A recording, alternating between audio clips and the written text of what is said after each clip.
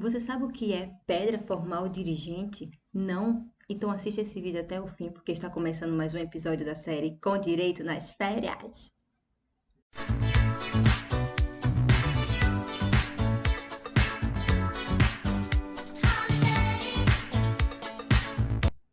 Olá, seja muito bem-vinda, seja muito bem-vinda a mais um episódio da série Com Direito nas Férias. Eu sou Kizzy Lima, estudante de Direito, e hoje nós vamos falar sobre uma disciplina que particularmente é uma disciplina que eu sou apaixonada. E sabe qual é? Direito Constitucional, parte 1. Lembrando que essa é a nossa quarta aula de um total de 12 encontros que nós iremos ter. Os encontros vão acontecer todas as segundas, quartas e sextas-feiras de todo esse mês de janeiro. Então fica ligadinho porque tem muita coisa boa que ainda está por vir. Então continua acompanhando aqui conosco. Vamos lá, vamos falar um pouquinho agora sobre direito constitucional. Essa aula conta com 6 tópicos. Deixa eu apresentá-los para vocês. São esses aqui, ó. Vamos falar um pouquinho sobre o conceito, constitucionalismo, natureza, hierarquia das normas, Constituição Federal de 1988 e a classificação das Constituição. E olha, ao final, nas referências bibliográficas, eu vou dar uma dica ouro para você, hein? Então, continua ligadinho aqui com a gente. Então, vamos lá, partir o primeiro tópico. Vamos falar um pouquinho sobre o conceito de direito constitucional. Para você, o que é o direito constitucional? Bem, o direito constitucional é o ramo do direito público que visa analisar, interpretar, sistematizar princípios e normas fundamentais, sendo considerado indispensável tanto para a organização quanto para o funcionamento do Estado. É uma ciência considerada positiva das constituições. Mas antes, deixa eu falar um pouquinho a respeito do Estado, que a gente vai falar muito sobre esse termo. Estado, de uma maneira bem simples, para eu resumir para vocês, porque a gente vai abordar com mais detalhe quando a gente for falar na próxima aula, que é a continuação de Direito Constitucional, em que a gente vai falar um pouquinho sobre a estrutura do Estado. Mas o Estado é aquele ente, é aquela pessoa jurídica de direito público, e aí ela vai ser tanto de direito interno quanto externo, tá? Fica só nesse conceito, porque quando a gente for para a próxima aula, na próxima semana, a gente vai explicar melhor, certo? Então vamos lá. Então, o conceito é o direito constitucional, ele vai ser aquele ramo do direito que vai interpretar, analisar, sistematizar aquelas normas consideradas fundamentais, positivadas, constitucionais. E qual é o objeto do direito constitucional? Bem, o objeto do direito constitucional é a constituição política do Estado, o estudo das normas fundamentais de um ou mais estados. Certo? Então, a gente finaliza esse primeiro tópico. Vamos passar agora para o segundo, falando um pouquinho sobre o constitucionalismo. O que foi o constitucionalismo? Bem, constitucionalismo, segundo Júnior Flávio Martins, é um movimento social, político e jurídico cujo principal objetivo é limitar o poder do Estado por meio de uma Constituição. E por que o constitucionalismo ele é considerado um movimento tanto social, político e jurídico? Bem, eu trouxe aqui alguns enfoques para vocês a respeito de cada um desses aspectos do constitucionalismo. Bom, ele é um movimento considerado social porque ele é um resultado de uma série de episódios sociais importantes do ponto de vista histórico, com a finalidade de limitar o poder estatal e de reconhecer os direitos fundamentais. E aí a gente tem como exemplo, um desses marcos históricos, por exemplo, foi a Revolução Francesa, que visava justamente abolir essa monarquia, esse poder ilimitado e arbitrário do monarca e trazer um Estado democrático, um Estado em que houvesse liberdade, que houvesse mais igualdade entre todos. Então, um dos lemas da Revolução Francesa foi justamente o liberté, igualité e fraternité, ou seja, liberdade, igualdade e fraternidade, porque existiam muitas classes sociais que viviam em plena desigualdade por conta das arbitrariedades do poder monarca, certo? Então, por isso que o constitucionalismo, ele é também considerado um movimento social. Já do ponto de vista político, ele é considerado um movimento político pelo fato de que houve vários acordos e negociações políticas com a intenção de limitar esse poder do Estado, organizando-os por meio de uma Constituição. E aí a gente traz como um exemplo que foi o movimento constitucional norte-americano, que trouxe a primeira Constituição dos Estados Unidos. Já como um movimento jurídico, o constitucionalismo, ele visava a construção de teorias que buscavam justamente uma força normativa que limitasse esse poder estatal. Então, como a gente pode ver, um marco muito profundo desse constitucionalismo é justamente dar uma freada no poder que antes era um poder ilimitado que o Estado tinha, agora trazendo mais limitações e, claro, reconhecendo os direitos e as garantias fundamentais para os cidadãos. Certo? Então a gente finaliza aqui esse segundo tópico. A gente vai agora falar um pouquinho sobre a natureza do direito constitucional. O direito constitucional, ele é o tronco do qual derivam todos os demais ramos do direito. Vamos fazer uma breve analogia. Então imaginemos uma árvore, em que o tronco dessa árvore está o direito constitucional. As ramificações seriam os vários ramos do direito. Então nós teríamos o direito público, o direito privado e o direito social. Lembra dessa classificação que a gente falou na primeira aula de introdução ao estudo do direito? Pois bem, o direito público está o direito penal, o direito tributário, o direito processual, penal, civil. E no direito social está o direito do trabalho e o direito previdenciário. Já no direito privado está o direito civil e o direito empresarial. Então, o direito público, só para a gente relembrar da primeira aula, é aquele direito que é uma subordinação, é aquele direito estatal. Já no direito social, há uma integração entre o direito público com o direito privado. E o direito privado, há uma relação de coordenação entre os particulares. Então, esses ramos do direito, embora eles não tenham uma hierarquia, pode acontecer que em algumas situações o direito público ele se sobressaia ao direito privado e vice-versa, certo? Então, o tronco, que é aquele que sustenta todos os ramos do direito, seria o direito constitucional, porque é dele que se derivam os outros ramos do direito. Todos os outros ramos do direito precisam, sim, obedecer e observar todas as normas constitucionais que derivam do direito constitucional, certo? E aí, nós vamos ter o que? É uma supremacia do direito constitucional sobre todas as demais normas, como eu falei para vocês, porque ela vai ter aquele caráter vinculante da Constituição. Então, nenhum outro ramo pode ir de encontro, ou seja, contra as normas constitucionais, porque elas têm uma supremacia, certo? E indo agora para o próximo tópico, falando um pouquinho sobre a hierarquia das normas, só para a gente entender realmente como é que essas normas fundamentais, essas normas constitucionais, elas se comportam mediante essas outras normas de outros ramos do direito. Nós temos como, por exemplo, a pirâmide de Kelsey. Hans Kelsey, na realidade, que foi um jurista que desenvolveu a teoria pura do direito. E na sua pirâmide, que eu trouxe aqui um exemplo para a gente poder falar um pouquinho, para a gente entender melhor como é que funciona essa hierarquia entre as normas. Então, vamos lá. Aqui é a pirâmide de Kelsey, norma hipotética fundamental, em que no topo está a Constituição. Já abaixo estão as normas infraconstitucionais, que são as leis delegadas, leis ordinárias, leis complementares. Já abaixo dessas normas infraconstitucionais estão as normas infralegais, que são os decretos, as resoluções, as portarias.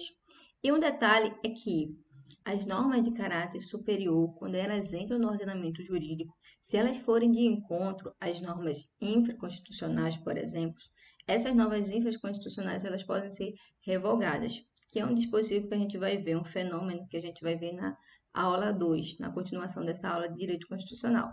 Já quando uma norma inferior, ela vai de encontro com as normas superiores, ou seja, por exemplo, se uma norma infraconstitucional, o dispositivo dela for de encontro com a Constituição, for contrária à Constituição, essa norma infraconstitucional, ela não vai poder surtir efeitos jurídicos, porque ela não está obedecendo à hierarquia, a uma certa hierarquia. Ou seja, as normas que estão em cima, elas têm um poder de vincular as normas de caráter inferiores. Já as normas de caráter inferiores, se elas forem contrárias às superiores, elas não poderão produzir efeitos jurídicos, certo? E quando é uma norma superior, por exemplo, a Constituição, ela, em alguns dispositivos que é contrário a uma norma infraconstitucional ou uma norma infralegal, essas normas, elas podem ser revogadas, certo? Mas como eu falei, quando a gente for falar sobre revogação, a gente vai entender melhor. Mas é particularmente isso, essa hierarquia entre normas, certo? Por que que a Constituição está em cima? Porque ela é uma norma fundamental, ela é a lei fundamental. Então, todas as normas devem obedecer aquilo que está na Constituição. Caso contrário, vão ser consideradas como inconstitucionais e, portanto, não vão poder produzir efeitos jurídicos, certo? Então, a gente finaliza esse exemplo, trazendo agora um outro tópico muito importante, falando sobre a nossa Constituição, a Constituição Federal de 1988. A Constituição, primeiro vamos entender o que é Constituição. Segundo o dicionário jurídico, é um ato de constituir, de estabelecer, de firmar, um modo pelo qual se constitui uma coisa, um grupo de pessoas, uma organização, uma formação. Um outro conceito da Constituição Federal é que ela é uma carta declaratória e garantidora de ações constitucionais. Também é considerada uma lei fundamental, como eu já falei para vocês, e suprema de um Estado, que contém normas referentes à estruturação do Estado, à formação dos poderes públicos, à forma de governo, direitos, garantias e deveres dos cidadãos. E com relação à classificação das constituições, de modo geral, como é que as constituições elas se classificam? Bem, vamos lá passar agora para esse sexto tópico, falando um pouquinho sobre a classificação das constituições. Constituições elas são classificadas quanto à origem, quanto à forma, quanto ao modo de elaboração, quanto à consistência, quanto à extensão, quanto ao conteúdo e quanto à aplicação. E ao final a gente vai falar sobre a nossa Constituição de 88, como é que ela é classificada. Então vamos falar agora sobre a primeira classificação, quanto à origem.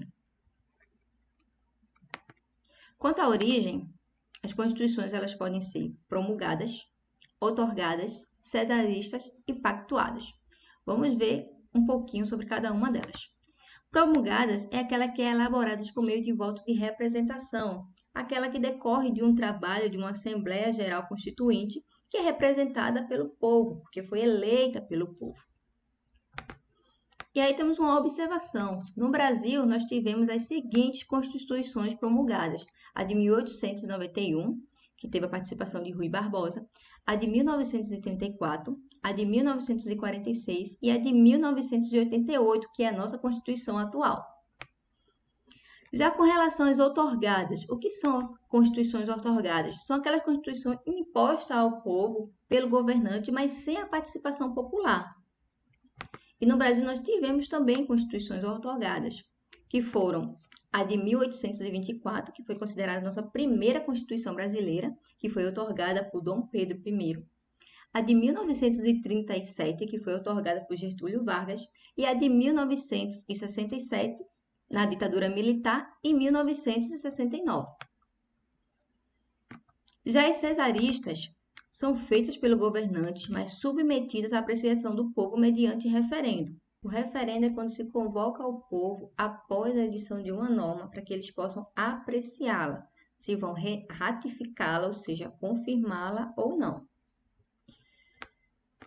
Já as pactuadas é aquela que é realizada por um pacto entre o poder absoluto e outra classe da sociedade. Então, naquela época, o rei, ele editava suas normas, ele estabelecia a lei, mas ele tinha sempre o apoio, sempre consultava uma classe que era considerada uma classe elevada, uma classe de nobres, pessoas que podiam estar opinando para aquela norma, aquela constituição, ela ser estabelecida para o povo, certo?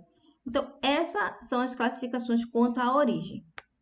Quanto à forma, como é que as constituições elas são classificadas? Elas podem ser classificadas de forma escrita ou não escrita. Escritas é aqueles documentos solenes codificados. Já as não escritas, elas são constituições costumeiras, ou seja, com base nos costumes, e elas não precisam ser codificadas, ou seja, escritas.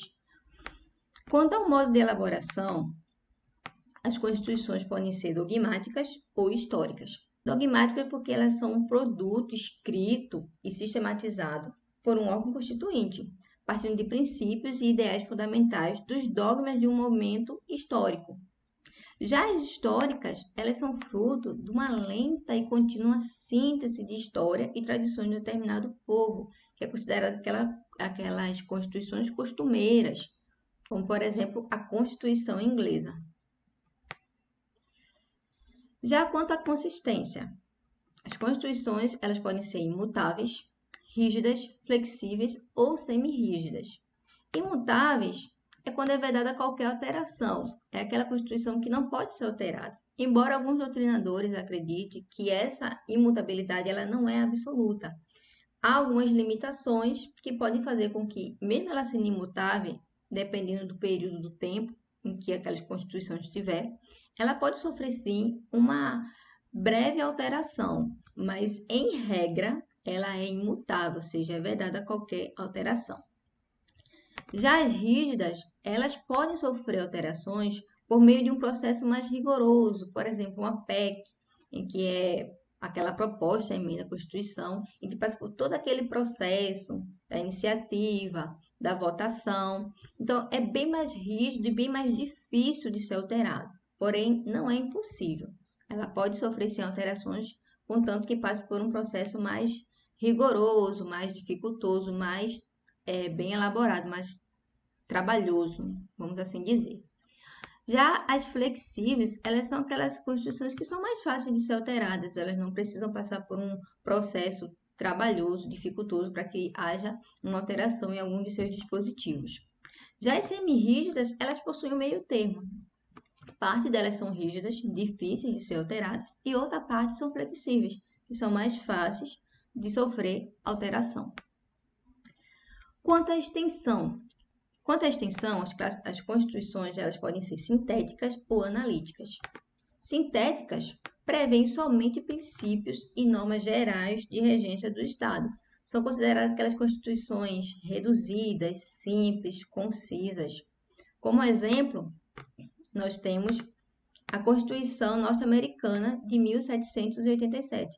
E aí é bem interessante a gente trazer um dado histórico, porque essa Constituição norte-americana ela já tem mais de 200 anos de existência, ou seja, essa Constituição de 1787 ela ainda está vigente nos Estados Unidos. E durante todos esses mais de 200 anos, ou seja, mais de 230 anos que ela existe, ela só sofreu apenas 27 emendas, ou seja, ela só foi alterada em torno de 27 vezes. Interessante, né? Já as analíticas, elas examinam e regulamentam todos os assuntos relevantes à formação, à destinação e ao funcionamento do Estado.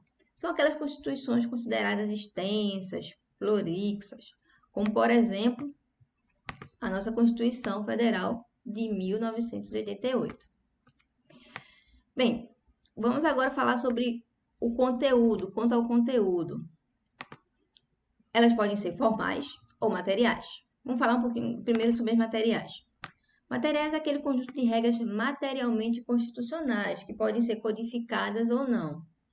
Já as formais, elas são constituídas na forma escrita, contendo tanto matérias constitucionais, quanto matérias de ordem que visa as garantias e os direitos e também os deveres da sociedade. Então, a diferença é que as materiais, elas só vão ter matéria de ordem constitucional, enquanto as formais, além das matérias de ordem constitucionais, elas vão trazer também nos seus dispositivos previsões com relação às garantias e os deveres da sociedade. E quanto à aplicação, ela pode ser garantias, que fixam apenas direitos e garantias, e dirigentes, que fixam direitos, garantias e um direcionamento para o Estado, conforme o artigo 3º da Constituição Federal, que fala sobre os objetivos fundamentais da República Federativa do Brasil. Tá? E você lembra daquela minha pergunta no início do vídeo? O que é pedra formal dirigente? Pronto, a gente vai chegar na resposta dela agora. E quanto à Constituição Federal de 88, como ela é classificada?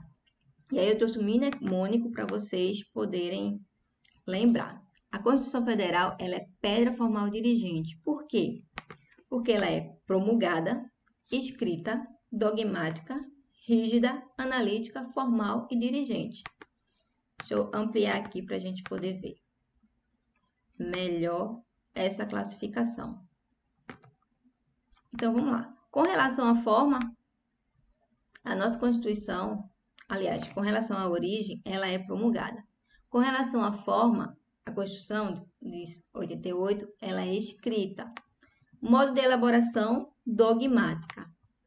Quanto à consistência, ela é considerada rígida. Quanto à extensão, analítica. Quanto ao conteúdo, formal. E quanto à aplicação, dirigente. Então, muito cuidado, um bisuzinho aqui para vocês que fazem provas de concurso, que às vezes as provas elas mudam um pouquinho essa classificação. Por exemplo, ela diz que a Constituição Federal de 88, quanto à sua origem, ela é dogmática. Não, ela é dogmática quanto ao seu modo de elaboração, certo? Mas ela não vai ser dogmática com relação à sua origem. A sua origem ela vai ser promulgada. Então, muito cuidado, que às vezes as provas de concurso trocam um pouquinho essas classificações só para nos confundir, certo? Então, a gente vai finalizar trazendo aquela dica que eu falei para vocês, mas antes, deixa eu passar aqui as minhas redes sociais para que vocês possam acompanhar todos os conteúdos que eu posto, inclusive as aulas anteriores da série Com Direito nas Férias. Aqui está meu Instagram, o meu Facebook e YouTube. E nas referências bibliográficas, aqui está a dica para vocês. Olha só, gente, deixa eu aumentar aqui. Esse curso aqui, ó, é um curso de Direito Constitucional grátis, que foi uma das referências bibliográficas para fazer esse material, e é da Prime Curso. É um site que oferta vários cursos, não só da área jurídica, como de várias outras áreas também, que você pode fazer totalmente gratuito. Caso você fazer querer o certificado, aí você paga uma taxa. Mas o curso, ele é todo gratuito. Então, uma dica muito boa para você estudar nesse período de férias também. Então, é isso, gente. A gente vai finalizar. Eu quero agradecer muito você que assistiu. Espero que você tenha gostado bastante. Se liga que na próxima aula a gente vai dar a continuação de Direito Constitucional e a gente finaliza essa disciplina. Então fica ligado e não perde um só episódio, tá? Conto com você. Forte abraço e até o próximo vídeo. Com direito nas férias. Tchau!